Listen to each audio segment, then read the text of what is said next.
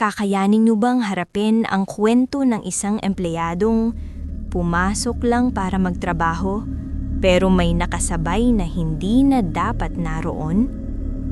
Hi guys! Maligayang pagbabalik muli sa aking channel. Ako ang inyong host at bago ko simulan ng istoryang ito, huwag kalimutang mag-like and subscribe. Hit the notification bell so you don't miss an upload. At ngayon, uumpisahan na po natin ang istorya galing sa ating sender at listener na si Kuya Raymark. Magandang araw po sa inyo lahat. Ako po si Raymark at ang karanasan ko pong ito ay nangyari noong nagtatrabaho pa po ako sa McDo. Isinusulat ko po ang liham na ito dahil hanggang ngayon ay dala-dala ko pa rin ang takot na naranasan ko noon. Ilang taon na ang lumipas pero sa tuwing naaamoy ko ang mantika o naririnig ang tunog ng fryer, bumabalik sa isip ko ang gabing iyon. Ang gabing nagbago sa pananaw ko sa mga bagay na hindi kayang ipaliwanag ng lohika. Gabi po iyon, halos maghahating gabi na. Closing shift ako at 3 na lang kaming naiwan sa loob ng store.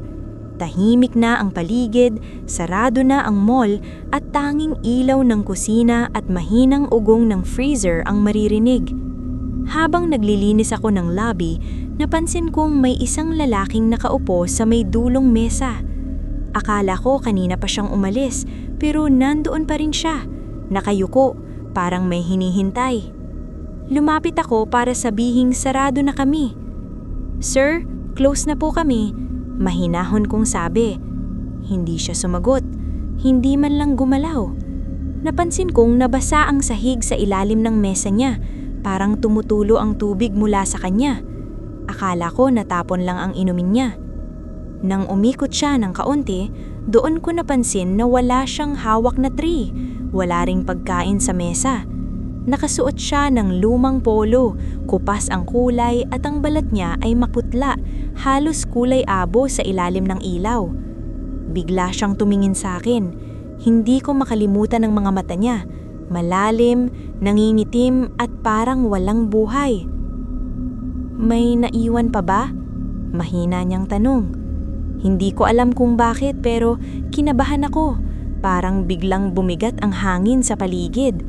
Sinabi ko na lang na wala na at kailangan na naming magsara. Tumanggo siya, dahan-dahang tumayo at naglakad papunta sa CR.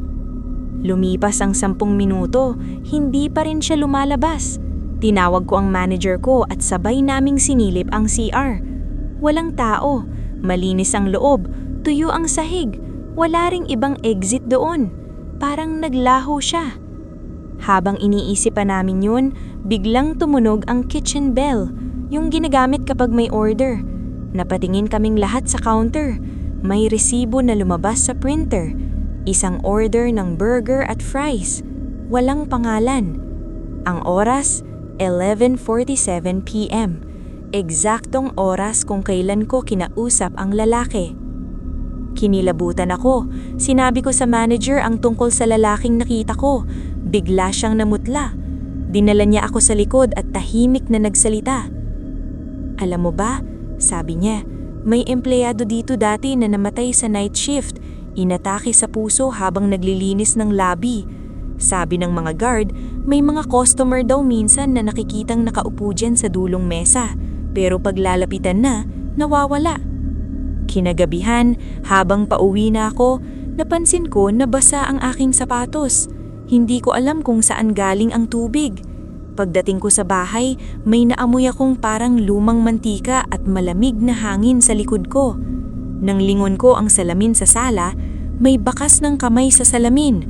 Malabo, parang basa at unti-unti nang naglalaho. Kinabukasan, hindi na ako pumasok. Nag-resign ako makalipas ang 1 linggo. Hanggang ngayon, hindi na ako kumakain sa kahit anong fast food kapag gabi na. Dahil alam kong may mga lugar na kahit puno ng ilaw at tao sa umaga, ay may mga aninong naiwan at naghihintay kapag nagsara na ang lahat.